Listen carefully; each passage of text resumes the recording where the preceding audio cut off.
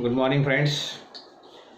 बघा, periodic classification of elements मध्ये आपण तीन वेगवेगळे क्लासिफिकेशन्स आतापर्यंत बघितले आहेत. Classification by Dobereiner in the form of triad. दुसरं बघितलं आपण न्यूलँड्स लॉ ऑफ ऑक्टेव्हचा रूल आपल्याला त्याच्यात दिलेला आहे. तिसरं महत्त्वाचं क्लासिफिकेशन आपण बघितलं मेंडेलिव्हज पिरियॉडिक टेबल. तर मेंडेलिव्हजने फर्स्ट टाइम सिस्टमॅटिक क्लासिफिकेशन करण्याचा प्रयत्न केला. फर्स्ट टाइम त्याने दोन वेगळ्या संकल्पना कन्सेप्ट आपल्याला सांगितले. How the elements are classified in the form of groups and periods.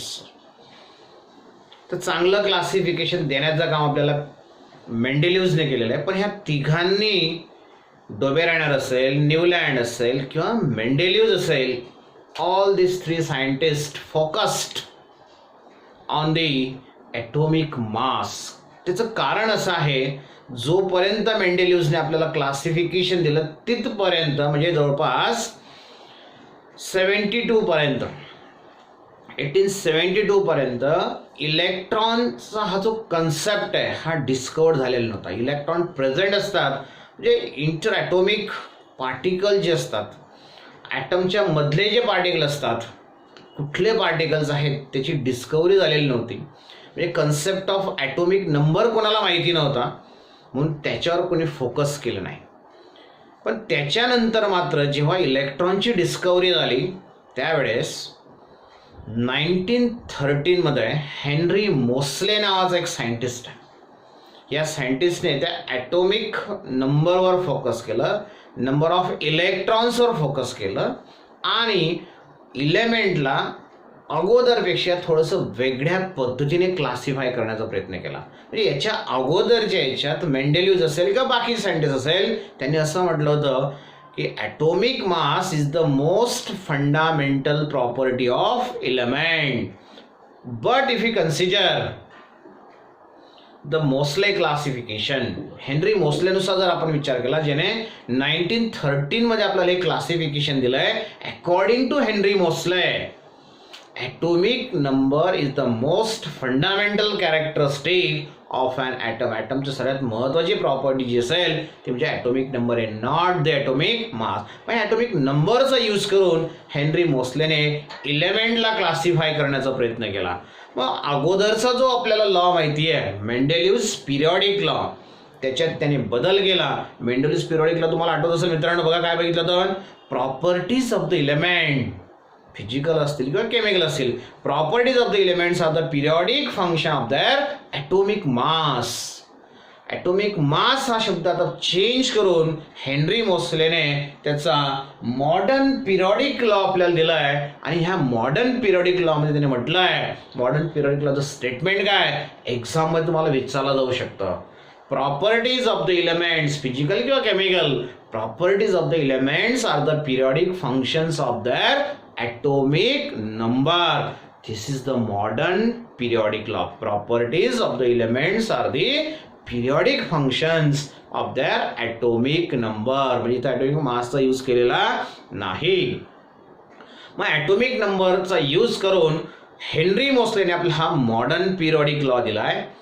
आणि ह्या मॉडर्न पिरियॉडिक लॉचा यूज करून त्याने मॉडर्न पिरियॉडिक टेबल फॉर्म्युलेट केला, मॉडर्न पिरियॉडिक टेबल तयार केला.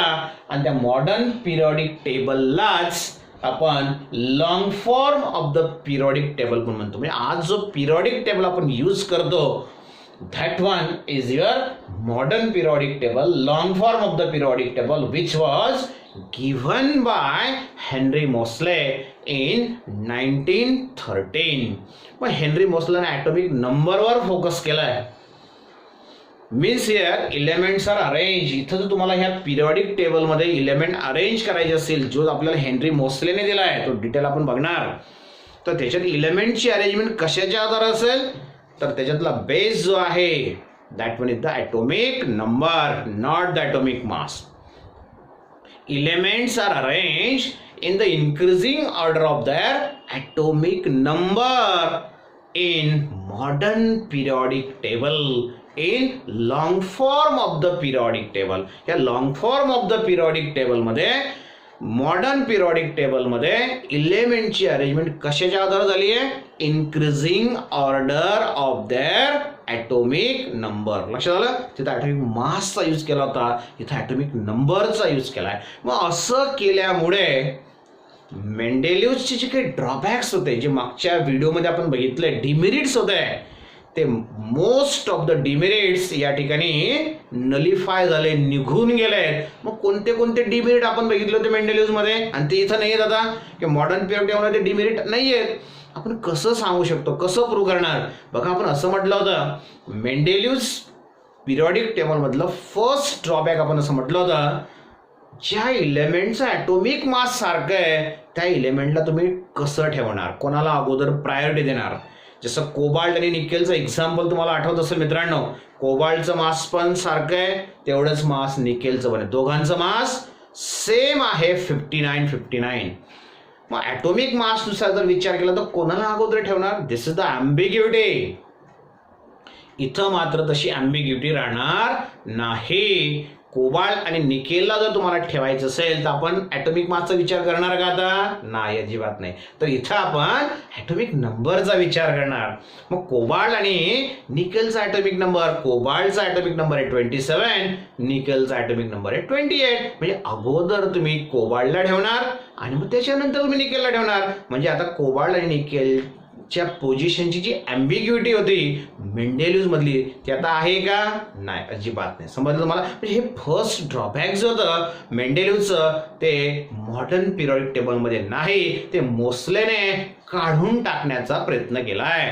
दुसरा ड्रॉबॅक काय होतं बघा, मेंडेलिव्हच्या क्लासिफिकेशन मधला सर्वात मोठा ड्रॉबॅक होता where the isotopes should be placed. एखाद्या इलेमेंटचे जर आयसोटोप असतील, काल आपण एक्झाम्पल बघितलं होतं मागच्या व्हिडिओमध्ये, क्लोरीनचे 2 आयसोटोप आहेत, having atomic mass number 35, atomic mass number 37. मग त्याला 35 नुसार 37 नुसार विचार केला तर 2 वेगवेगळ्या ठिकाणी तुम्हाला क्लोरीन ठेवावं लागेल. मग इलेमेंट एकच आणि त्याला 2 ठिकाणी ठेवा. हायड्रोजन 3 ठिकाणी तुम्हाला ठेवावा लागला असता, कारण की हायड्रोजनचा मास 1, 2, 3 असे 3 आयसोटोप आहेत. मग एकाच इलेमेंटला 3 ठिकाणी कसं ठेवणार? तेवढं जर ठेवलं तर किती इलेमेंटला तुम्हाला जागा द्याव्या लागतील? तर ते मेंडेलिव्हनुसार आयसोटोप आपण प्लेस करू शकत नव्हतो. तो प्रॉब्लेम, तो ड्रॉबॅक, ते लिमिटेशन या ठिकाणी मोसलेने काढून टाकलंय. कारण की या ठिकाणी आपण इलेमेंटची अरेंजमेंट कशाच्या आधारावर केली आहे? ॲटोमिक नंबरच्या आधारावर. आणि क्लोरीन म्हटला त्याचे 100 जरी आयसोटोप असले, 2 जरी असले, 5 जरी असले, कितीही आयसोटोप असू द्या, ॲटोमिक नंबर सारखाच असणार आहे. क्लोरीनचा ॲटोमिक नंबर 17 तो कधीच बदलणार नाही. कारण की ॲटोमिक नंबर म्हणजे काय? नंबर ऑफ इलेक्ट्रॉन्स किंवा नंबर ऑफ प्रोटॉन्स. एक तर इलेक्ट्रॉनची संख्या किंवा प्रोटॉनची संख्या ती कधीच बदलत नाही. आयसोटोप्स जरी असले तरी इलेक्ट्रॉन किंवा प्रोटॉन बदलत नाही. मग प्रोटॉनची संख्या किंवा इलेक्ट्रॉनची संख्या क्लोरीनसाठी फिक्स आहे 17, म्हणून त्याचा नंबर पण फिक्स असेल, त्याची पोझिशन पण फिक्स असेल.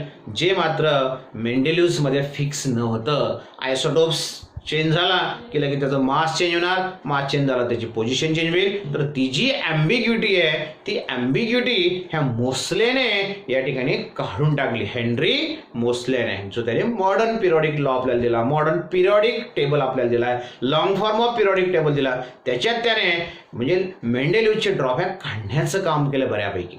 बघा, तिसरी ॲम्बिग्युटी किंवा तिसरा ड्रॉबॅक जर तुम्ही मेंडेलिव्हचा विचार केला तर ॲटोमिक मासनुसार आपण इलेमेंटला अरेंज करतोय.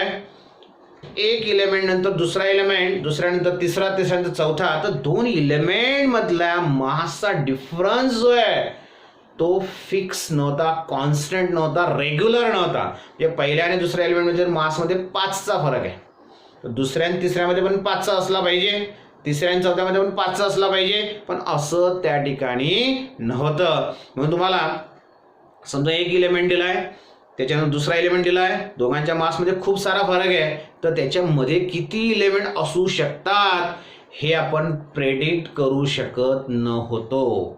ते महत्वाचं ड्रॉबॅक या ठिकाणी मोसलेने काढण्याचा प्रयत्न केला आहे. मोसलेने काय म्हटलंय?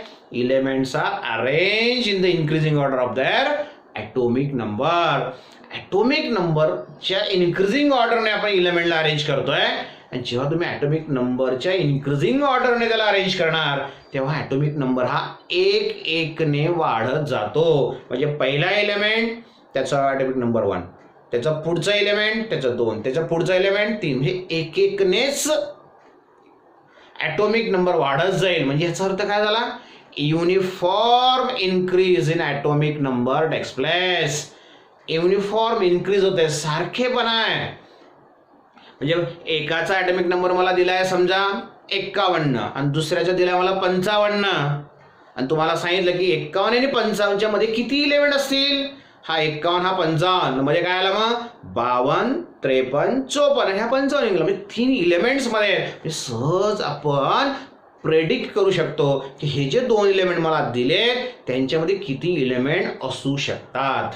तसं प्रिडिक्शन आपल्याला मेंडेलिव्हजमध्ये करता येत नव्हतं, कारण की युनिफॉर्म इन्क्रीज त्या ठिकाणी नव्हतं. इथं uniform increase in atomic number आहे, एक एकनेच ॲटोमिक नंबर वाढेल. पण मध्ये किती असू शकतात? समजा एखाद्या एलिमेंटचा ॲटोमिक नंबर 101 आहे, एखाद्याचा 110 आहे, तर 101 आणि 110 मध्ये किती असेल? तर 8 एलिमेंट असतील. हे सहज आपण सांगू शकतो. तर हे सांगण्याचं काम आपण मॉडर्न पिरियडिक लॉनुसार, मॉडर्न पिरियडिक टेबलनुसार करू शकतो, जे आपल्याला मेंडेलिव्हनुसार करता येत नव्हतं. तर ह्या तिघं ॲम्बिग्युटी किंवा तिघं ड्रॉबॅक्स जे आहेत जे मेंडेलिव्हच्या याच्यामध्ये आहेत ते काढून टाकले आहेत मोसलेने. चौथा एक महत्त्वाचा ड्रॉबॅक आपण मेंडेलिव्हमध्ये बघितला होता मित्रांनो, regarding the position of hydrogen. तिथं हायड्रोजनची पोझिशन काय असली पाहिजे त्याची ॲम्बिग्युटी आहे. म्हणजे ग्रुप फर्स्टमध्ये त्याला ठेवलं पाहिजे का ग्रुप 17 मध्ये ठेवलं पाहिजे ते मेंडेलिव्हनुसार सांगता येत नाही. ते इथं पण मात्र सांगता येणार नाही. ती ॲम्बिग्युटी मात्र, ते कन्फ्युजन किंवा ते ड्रॉबॅक, ते लिमिटेशन ह्या मॉडर्न पिरियडिक टेबलमध्ये पण असणारच आहे. ओके. तर मित्रांनो, नेमकं एक्झॅक्ट मॉडर्न पिरियडिक टेबल का आहे, काय आहे, याचं फॉर्म्युलेशन कसं होतं, हा कसा तयार झाला आहे, याच्यामध्ये नेमकं काय पॅरामीटर्स आहेत, कुठल्या गोष्टी या ठिकाणी आपल्याला बघायच्या आहेत, कुठल्या गोष्टी महत्त्वाच्या आहेत. तर सगळ्यात अगोदर फर्स्ट महत्त्वाचं कन्सेप्ट तुम्हाला लक्षात आला असेल की अगोदर आणि ह्या पिरियड टेबलला डिफरन्स काय. Here the elements are arrange in the increasing order of their atomic number. एलिमेंटची जी अरेंजमेंट झाली आहे त्याच्या इन्क्रीजिंग ऑर्डर ऑफ ॲटोमिक नंबरने झालेली आहे. हा जो मॉडर्न पिरियडिक टेबल आहे, जो आपल्या हेनरी मोसलेने 1913 मध्ये दिलेला आहे, ह्या मॉडर्न पिरियडिक टेबलचं फॉर्म्युलेशन काय, याच्यामध्ये काय प्रेझेंट आहे. Again here it consist of groups and periods. ह्या मॉडर्न पिरियडिक टेबलमध्ये पण ग्रुप्स आणि पिरियड्स असणार आहेत. मग किती ग्रुप्स असणार, किती पिरियड्स असणार. Here if you consider the modern periodic table, then how many groups and periods are present. मेंडेलिव्हचं आठवतंय मित्रांनो तुम्हाला, मेंडेलिव्हच्या पिरियडिक टेबलमध्ये व्हर्टिकल कॉलम्स, ज्याला तुम्ही ग्रुप्स असं म्हणतात, ते 8 होते. 8 व्हर्टिकल कॉलम्स, बरोबर आहे, आणि 12 हॉरिझॉन्टल लाईन्स, 12 पिरियड आणि 8 ग्रुप त्याच्यामध्ये होते. आता आपल्याला इथं बघायचं आहे in case of modern periodic table किती ग्रुप्स आहेत, किती पिरियड्स आहेत. ग्रुप्स आणि पिरियडची डेफिनेशन तुम्हाला माहिती आहे, मागच्या पण आपण बघितली आहे. Vertical columns present in modern periodic table. आता आपण मॉडर्न पिरियडिक टेबलचा विचार करतोय. Vertical columns present in modern periodic table are called as groups. त्याला तुम्ही ग्रुप्स असं म्हणणार. and horizontal rows present in the modern periodic table are called as the periods. मग प्रश्न असा आहे की ह्याच्यामध्ये किती ग्रुप्स आहेत, किती पिरियड्स आहेत. Just consider here in case of modern periodic table, here the 18 vertical columns are present. किती कॉलम आहेत, 18 व्हर्टिकल कॉलम्स. तर हे जे आहेत हे 18 व्हर्टिकल कॉलम्स आहेत. 18 ग्रुप ह्या मॉडर्न पिरियडिक टेबलमध्ये आहेत. आणि पिरियड्स किती आहेत. मग पिरियड्सची डेफिनेशन माहिती आपल्याला, horizontal rows in modern periodic table 7 horizontal rows are present. तर हा जो मॉडर्न पिरियडिक टेबल आहे याच्यामध्ये 7 हॉरिझॉन्टल रोज आहेत. तर बघा मित्रांनो 18 कॉलम्स म्हणजे ग्रुप्स आणि 7 पिरियड्स म्हणजे हॉरिझॉन्टल रोज हे एकत्र करून या ठिकाणी हा मॉडर्न पिरियडिक टेबल तयार झाला आहे. आणि ह्या सर्वांना जर तुम्ही एकत्र केलं आणि इन ऑल टोटल सर्व पिरियडिक टेबल जर आपण लक्षात घेतला तर ह्या पूर्ण पिरियडिक टेबलमध्ये 118 118 बॉक्स तुम्हाला दिसतील. Here modern periodic table consist of 118 boxes. बघा अगोदर आपण आता ग्रुप्स कसे रिप्रेझेंट करणार, पिरियड्स कसे रिप्रेझेंट करणार ते बघू मित्रांनो. बघा सुरुवातीलाच म्हटलं मी की मॉडर्न पिरियड टेबल मध्ये किती ग्रुप्स आहेत तर 18 ग्रुप्स आहेत. 18 व्हर्टिकल कॉलम्स आहेत. त्याचं नंबरिंग कशा पद्धतीने करणार बघा. This is the first group, this is second group, then third, fourth, fifth, six, 7, 8, 9, 10, 11, 12, 13, 14, 15, 16, 17 आणि हा जो शेवटचा आहे तुमचा 18. लक्षात आलं मग 1 to 18 असे 18 व्हर्टिकल कॉलम्स ज्यांना तुम्ही काय म्हटलंय ग्रुप्स असं म्हटलं. तर 18 ग्रुप याच्यामध्ये प्रेझेंट आहे. आणि पिरियड किती आहेत मग मित्रांनो तर 7 हॉरिझॉन्टल रोज जे आहेत या 7 हॉरिझॉन्टल रोजला तुम्ही म्हणणार पिरियड्स. मग हे पिरियड्स कसं दाखवणार बघा आता. This is the first period. बघा हा फर्स्ट पिरियड आहे. This is the second period. इथून असा इथपर्यंत हा सेकंड पिरियड आला. ओके. त्याच्यानंतर this one is your third period. This one is the fourth period. Continue दिसतो तुम्हाला. मध्ये इथं ब्रेक होता 1 2 3 मध्ये. फोर्थ. त्याच्यानंतर हा fifth period, sixth period and last one is your 7th period. तर मित्रांनो बघा in modern periodic table there are 18 vertical columns which are called as the groups and 7 horizontal rows which are called as the periods. बघा आता ह्या 18 vertical columns आणि 7 horizontal rows म्हणजे काय आहे नेमकं. जर तुम्ही ग्रुप्सचा विचार केला, 18 vertical columnsचा विचार केला तर ह्या 18 vertical columns 7 horizontal rows हे सर्व एकत्र केल्यानंतर तुम्हाला इथं बॉक्स तयार होतील. आणि टोटल आपण म्हटलं की 118 बॉक्सेस त्या ठिकाणी आहेत.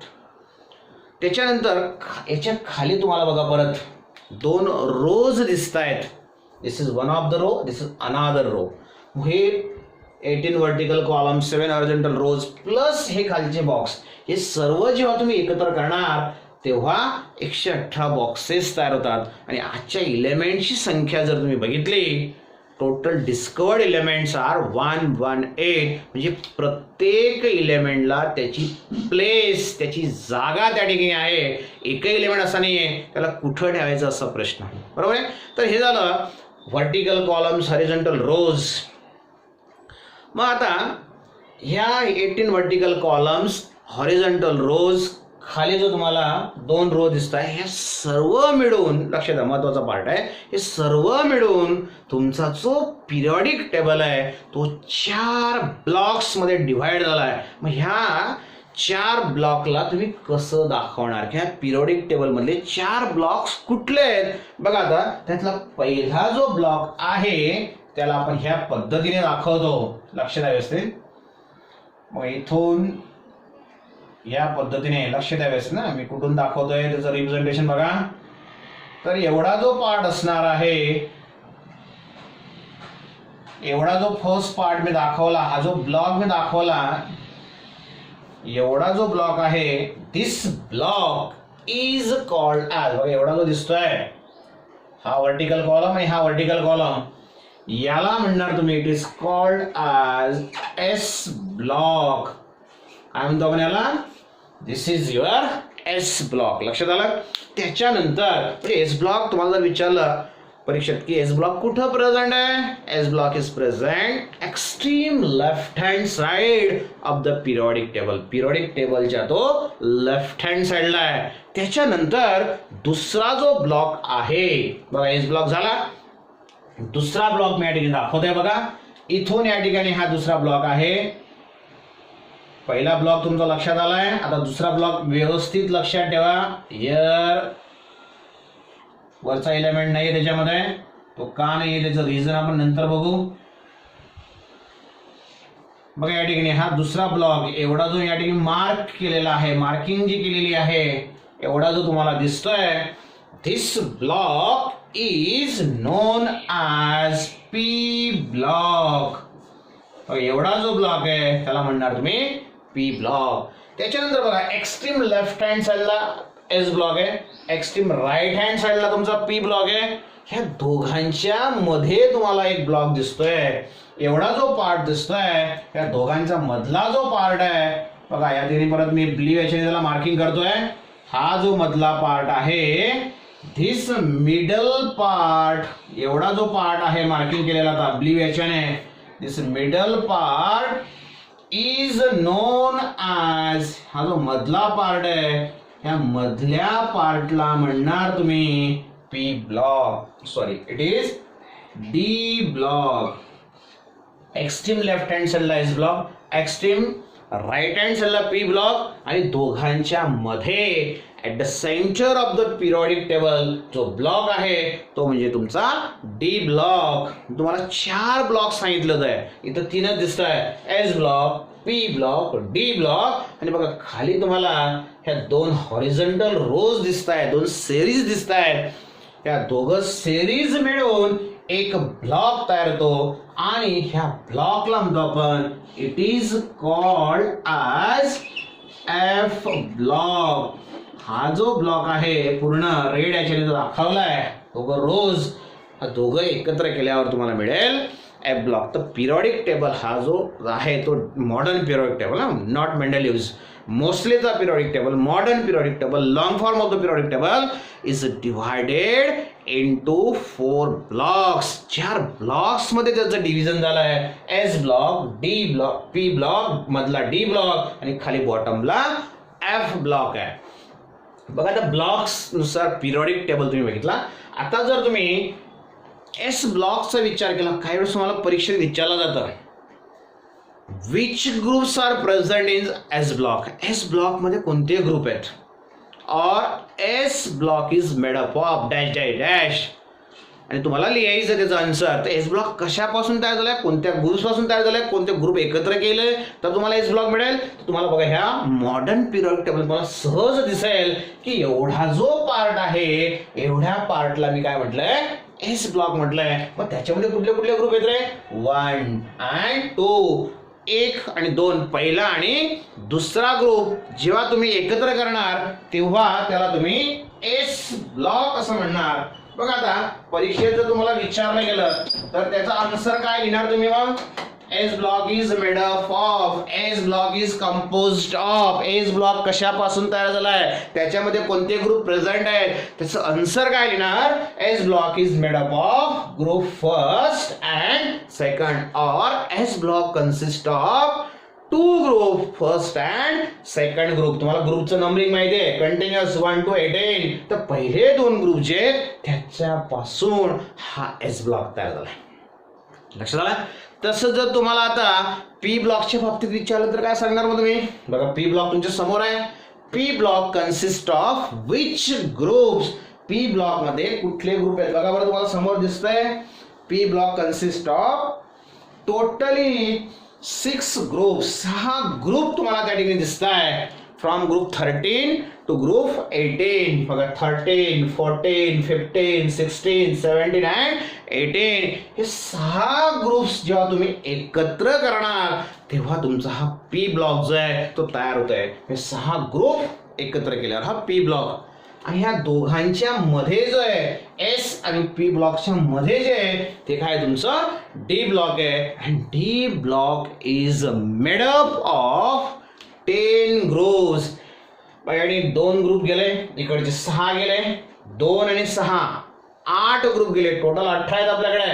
18 मधून जर 8 गेले तर मिडलला किती ग्रुप शिल्लक राहिले आहेत, तर मिडलला 10 ग्रुप आहेत. आणि हे 10 ग्रुप जेव्हा एकत्र येतात from group 3 to 12, that one is your D block. From group 3 to group 12, that one is a D block. S block मध्ये 2 ग्रुप 1 2, पी ब्लॉक मध्ये 6 ग्रुप 13 ते 18, 13 to 18, and D block consists of 10 groups from 3 to 12. लक्षात आलं. मग शेवटचा जो block आहे F block, जो कुठं प्रेझेंट आहे at the bottom of the periodic table. या पिरियडिक टेबलच्या बॉटमला जो आहे त्याला तुम्ही काय म्हटलंय एफ ब्लॉक. बरोबर, इथं तुम्ही त्याला म्हटलंय एफ ब्लॉक. त्याच्यामध्ये 2 वेगवेगळ्या सिरीज आहेत ज्याच्यामध्ये 14 एलिमेंट्स आहेत. इथला एलिमेंट जर लक्षात घेतला, बघ इथून मी त्याला दाखवलंय असं, बरोबर आहे, किंवा याला मी इथून दाखवलंय, तर इथले एलिमेंट जर लक्षात घेतलंय तर ते 15 एलिमेंट होतात. पण हा एलिमेंट जर तुम्ही एक्सक्लूड केला, तिथं तो आहेच, तो सोडून बाकीचे 14 आहेत. हे तुम्हाला पुस्तकात इथं 15 एलिमेंट दिसतील, तर तो 15 एलिमेंट इथं घेतला ऍक्च्युली आपण, बरोबर आहे. एक्झॅक्ट त्याचं स्ट्रक्चर ह्याच पद्धतीने असलं पाहिजे. तर हे 14 एलिमेंट, खालचे पण 14 एलिमेंट, याच्या अगोदरचे एक एक एलिमेंट जे आहे ते इथं दाखवले. हा जो बॉक्स आहे तो त्या 15व्या एलिमेंट साठी असणार आहे. तर हे जे 14 एलिमेंटच्या 2 सिरीज आहेत, 2 series of 14 element each, which are present at the bottom of the periodic table, that comprises the F block. त्याच्यावरून तो F ब्लॉक तयार. ते दोघं सिरीज एकत्र केल्या तर तिथं F ब्लॉक तयार होईल. ह्या सिरीजला आपण विशिष्ट नाव देत असतो. त्यातली वरची जी सिरीज आहे that one is called as lanthanoid. Lanthanide म्हटलं तरी पण चालतं. Lanthanoids, lanthanide series. आणि खालची जी आहे that one is called as actinoids किंवा ॲक्टिनाइड्स असं म्हटलं तरी पण चालेल. लॅन्थॅनाइड सिरीज आणि ॲक्टिनाइड सिरीज या दोघं सिरीज एकत्र केल्या तर तुम्हाला हा एफ ब्लॉक मिळतो. तर ह्या पद्धतीने मॉडर्न पिरियडिक टेबल जो आहे तो क्लासिफाय झाला आहे किंवा डिव्हाइड झाला आहे into 4 blocks. S block, P block, D block आणि एफ ब्लॉक. तर एक महत्वाचं वैशिष्ट्य तुम्हाला मी सांगतो या 4 ब्लॉक्सचं. जर तुम्ही एस ब्लॉकचा विचार केला, डिटेल पण आपण पुढच्या पार्टमध्ये बघणारच आहोत, पण थोडक्यात तुम्ही लक्षात ठेवायचं. जर तुम्ही एस ब्लॉकचा विचार केला तर ह्या एस ब्लॉकचं वैशिष्ट्य काय, S block elements all are metals. S block मध्ये सर्व एलिमेंट जे आहेत ते मेटल्स असतील. फक्त हा इथला जो एलिमेंट आहे त्याचा फक्त आपल्याला विचार करायचा नाही. त्याचं कारण तुम्हाला समजलं असेल, कारण की इथं हा जो एलिमेंट आहे तो आहे तुमचा हायड्रोजन. सगळ्यात फर्स्ट पोझिशन पिरियडिक टेबल मधली कोणाची आहे, हायड्रोजनची. पण हायड्रोजनची पोझिशन अजून फिक्स नाही, तिची ॲम्बिग्युटी अजून सॉल्व्ह झालेली नाही, त्याचं कन्फ्युजन अजून क्लिअर झालेलं नाही. पण हा जर सोडला तर बाकीचे सर्व एलिमेंट जे आहेत एस ब्लॉक मधले तर ते काय आहेत, मेटल्स. त्याच्यानंतर डी ब्लॉकचा जर आपण विचार केला मित्रांनो, पूर्ण एवढा बघा डी ब्लॉक आहे from group 3 to 12. Again all elements present in D block are metal. D block मधले सुद्धा सर्वच्या सर्व एलिमेंट्स काय आहेत, मेटल्स आहेत. ओके. त्याच्यानंतर खाली जो F ब्लॉक तुम्हाला दिलाय, again this F block element consist of, बघा लॅन्थॅनाइडचे 14, ॲक्टिनाइडचे 14 असे 28 एलिमेंट. इथून एक एक धरला तर ते परत 2 वाढले 30. All this elements are again metals. हे सर्व जे एलिमेंट आहेत that are again your metals. सर्व एलिमेंट तुमचे मेटल्स आहेत. बघा एस ब्लॉक मध्ये मेटल्स आहेत, हायड्रोजन सोडला तर. डी ब्लॉक मध्ये पण मेटल्स आहेत, सर्वच्या सर्व 40 एलिमेंट आहेत तिथं, सर्वच्या सर्व मेटल्स. इथं जे 28 आहेत ए ब्लॉक मधले ते सुद्धा सर्व मेटल्स आहेत. आणि आता जर आपण ह्या पी ब्लॉकचा विचार केला, हा पी ब्लॉक अगदी व्हर्सॅटाईल ब्लॉक आहे. तुमच्यासारखं व्हर्सॅटाईल होतं. सर्व प्रकारचे गुणधर्म, सर्व प्रकारचे मेटल तुमच्यात पण सर्व गुणधर्म असतात की नाही. तुम्हाला क्रिकेट पण चांगलं जमतं, तुम्हाला पोहायचं पण चांगलं जमतं, तुम्हाला खायचं पण चांगलं जमतं, तुम्हाला अभ्यास पण चांगला जमतो, म्हणजे व्हर्सॅटाईल कॅरेक्टर आहे तुम्ही. तसं या ठिकाणी हा जो पी ब्लॉक आहे हा व्हर्सॅटाईल आहे. तर व्हर्सॅटाईल का म्हटलं असेल आपण याला? कारण की जसं अगोदरच्या बघितलं आपण मेटल्स मेटल्स मेटल्स सर्व ठिकाणी मेटल्स आहेत. But if you consider the P block, then P block is the block which consists of metals, which consists of non-metals, which consists of metalloids. तिघ प्रकारचे एलिमेंट त्याच्यामध्ये आहेत. मेटल्स पण आहेत, non metals पण आहेत आणि मेटॅलॉइड्स पण आहेत. तिघ एलिमेंट्स त्याच्यात आहेत, तिघ टाइप्स त्याच्यात प्रेझेंट आहे. म्हणून त्याला म्हटलं तुम्हाला इट इज अ व्हर्सॅटाईल ब्लॉक. म्हणून हा व्हर्सॅटाईल ब्लॉक आहे. जर समजा आपण ह्या पी ब्लॉकचा विचार केला तर बघा, ह्या पी ब्लॉक तुम्हाला सुरुवातीलाच म्हटलं मी की याच्यामध्ये मेटल्स असणार, नॉन मेटल्स पण असणार आणि मेटॅलॉइड पण असणार. मग मेटल्स, नॉन मेटल्स, मेटॅलॉइड्स कसं त्याचं पोझिशन असणार आहे बघा. या ठिकाणी एक लाईन ड्रॉ करतोय, ब्ल्यू लाईन तुम्हाला दिसत असेल बघा. इथून मी ड्रॉ केली, इथून दिस वन दिस वन दिस वन, या पद्धतीने एक झिगझॅग लाईन तुम्हाला लक्षात येत असेल. लक्षात येते झिगझॅग लाईन. तर ह्या झिगझॅग लाईनचा अर्थ काय होणार आहे बघा. आता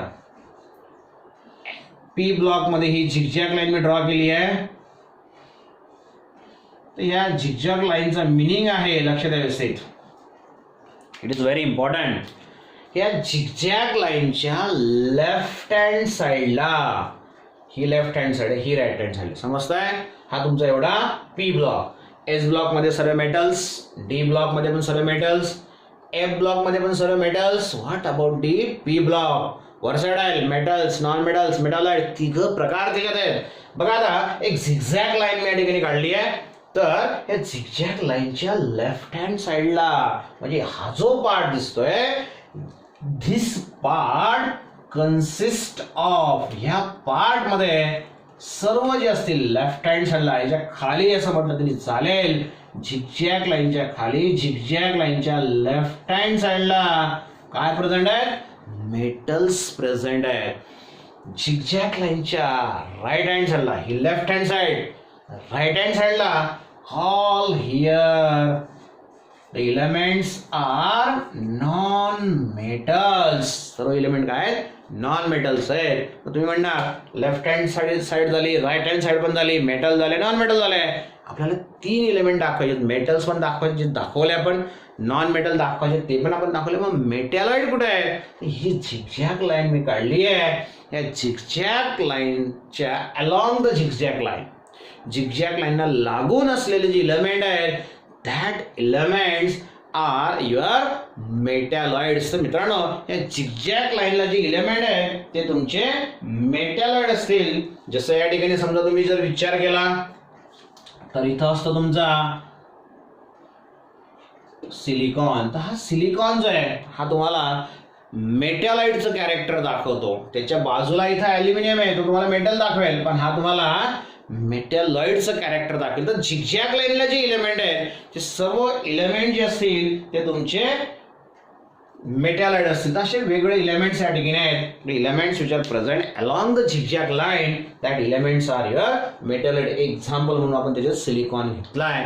तर अशा पद्धतीने हा जो ब्लॉक आहे हा व्हर्सॅटाईल ब्लॉक आहे. ओके, तर बघा आता एस ब्लॉक झालं, पी ब्लॉक झालं, डी ब्लॉक झालं आणि एफ ब्लॉक झालं.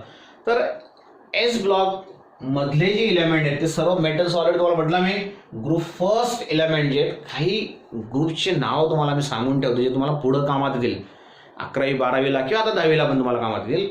Group first elements are called as alkali metals. लक्षात ठेवा, तुम्हाला नेक्स्ट त्याच्यामध्ये लक्षात येईल आहे. Group first elements alkali metals. तुम्हाला होमवर्क जेव्हा दिली मी त्याच्यात तुम्हाला विचारेल मी. ग्रुप फर्स्ट एलिमेंट्स परीक्षेत पण विचारलं जातं. Group first elements are the alkali metal. Group second elements are the alkaline earth element. Alkali metals, alkaline earth elements. लक्षात आलं. तसं बघा या ठिकाणी ह्या दोन ग्रुपचे नाव तुम्हाला सांगितले मी जर ग्रुप 17 चा विचार केला, ग्रुप 17 एलिमेंट्स, ग्रुप 17 चे जे एलिमेंट आहेत these are called as halogens. Group 17 elements are called halogens. Group first एलिमेंटला काय म्हटलं आपण, these are alkali metals. Group second elements alkaline earth elements. Alkali metals, alkaline earth elements. Group 17 fluorine, chlorine, bromine, iodine, astatine. These are your halogens. Group 18 चे elements तुम्हाला माहिती आहे, these are called as inert elements or noble gases. बघा चार वेगळ्या ग्रुपचे नाव तुम्हाला सांगितलं मी. Alkali metals, alkaline earth element, halogens, noble elements, noble gases. Similarly here if we consider the D block element, overall D block element जे overall D block element ला म्हणतो आपण, these are called as transition metals. सर्वच्या सर्व D block चे element जे त्यांना नाव देतो आपण ट्रान्झिशन एलिमेंट्स किंवा ट्रान्झिशन मेटल. ट्रान्झिशनचा अर्थ होतो इन बिटवीन, कोणाच्या तरी मध्ये. कोणाच्या मध्ये, एस आणि पीच्या. एस सर्वात जास्त मेटल कॅरेक्टर दाखवणार आहे. पी ब्लॉक मध्ये इथं पण मेटल दिसत आहे बघा, हे मेटल हे पण मेटल, पण ह्या मेटलचं मेटॅलिक कॅरेक्टर पुढे बघणारे आपण मेटॅलिक कॅरेक्टर खूप जास्त आहे, यांचं मेटॅलिक कॅरेक्टर कमी प्रमाणात आहे. तर या दोघांच्या मध्ये ते मध्ये म्हणजे ट्रान्झिशन आहे, सँडविच ज्याला म्हणतो आपण, म्हणून त्याला नाव दिलं आपण ट्रान्झिशन एलिमेंट्स. हे नाव लक्षात ठेवा. Alkali metal, alkaline earth element, halogens, noble gases, all these D block elements are transition metal. आणि हे जे F block element आहेत, these are called as inner transition metals or inner transition elements. inner transition metals or inner transition elements. तर अशा पद्धतीने हे classification of elements in the form of blocks आपण बघितलं इन डिटेल. अजून याच्यात आपल्याला बघायचं काय की इलेक्ट्रॉनिक कन्फिगरेशन आणि ग्रुप्सचं काय रिलेशन आहे, जे सर्वात महत्त्वाचं आहे तुमच्या चॅप्टरमधला सर्वात महत्त्वाचा टॉपिक.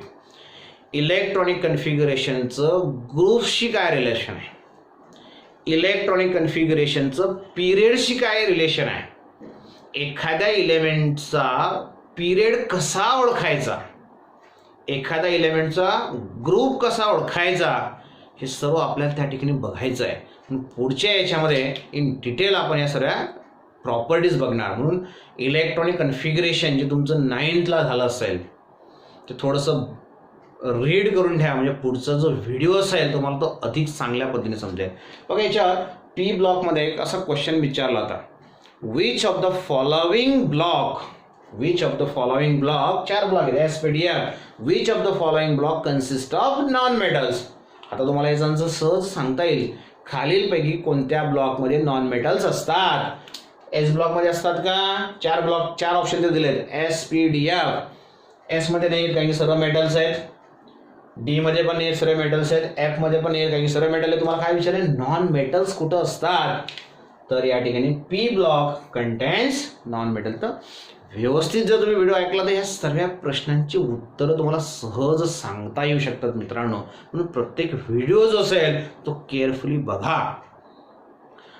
प्रत्येक व्हिडिओ जर तुम्ही व्यवस्थित बघितला, पुस्तक व्यवस्थित वाचलं, तुम्हाला कुठलाच क्वेश्चन असा राहणार नाही की त्याचा आन्सर तुम्हाला सांगता येणार नाही. याच्या जेव्हा आपण पूर्ण चॅप्टरचं व्हिडिओज कंप्लीट होईल तेव्हा शेवटचा व्हिडिओ जो असेल, शेवटचे 1 किंवा 2 व्हिडिओ आपण असे करणार ज्याच्यात तुमचे सर्व ऑब्जेक्टिव्ह टाइप्स क्वेश्चन आपण घेणार आहे. MCQ टाइप्स क्वेश्चन जे असतील ते घेणार, filling the blanks, odd man out, हे सर्व प्रश्नांची उत्तरं आपण त्या ठिकाणी बघणार. म्हणून सर्व व्हिडिओ बघत राहा, रिपीटेडली बघत राहा, म्हणजे त्यावेळेस तुम्हाला त्या क्वेश्चनचे आन्सर सहज देता येईल, सहज समजेल, किंवा मी जे सांगितलेलं असेल ते जस्ट लगेच तुमचं अंडरस्टँड होईल. तर मित्रांनो या ठिकाणी आपण थांबतोय. म्हणून या ठिकाणी परत तुम्हाला एक रिक्वेस्ट करेल, की please stay at home and be safe. घरातच थांबा, सुरक्षित राहा, आपल्याला सुरक्षित ठेवा, आपल्या कुटुंबाला सुरक्षित ठेवा. आणि व्हिडिओ लाईक करायला विसरू नका. जेवढे तुमचे जास्त लाईक्स असतील तेवढं तुमच्यापर्यंत मी जास्त लवकर पोहोचण्याचा प्रयत्न करेल, जास्त चांगलं देण्याचा प्रयत्न करेल. तुमच्या परफॉर्मन्सवर, तुमच्या बिहेवियरवर माझा परफॉर्मन्स हा डिपेंड असणार आहे. म्हणून मित्रांनो, व्हिडिओला लाईक करा, शेअर करा आणि माझं जे चॅनल आहे DSP केमिस्ट्री स्टडी सेंटर याला सबस्क्राईब करायला विसरू नका. जास्तीत जास्त मित्रांपर्यंत पोहोचवा, जास्तीत जास्त सबस्क्रायबर आपल्यापर्यंत पोहोचले पाहिजे. सबस्क्राईब तुम्ही जर केलं असेल तुम्हाला नोटिफिकेशन येत जाईल, म्हणजे तो व्हिडिओ तुम्ही लगेच बघू शकता. मित्रांनो, या ठिकाणी आपण थांबू. थँक्यू.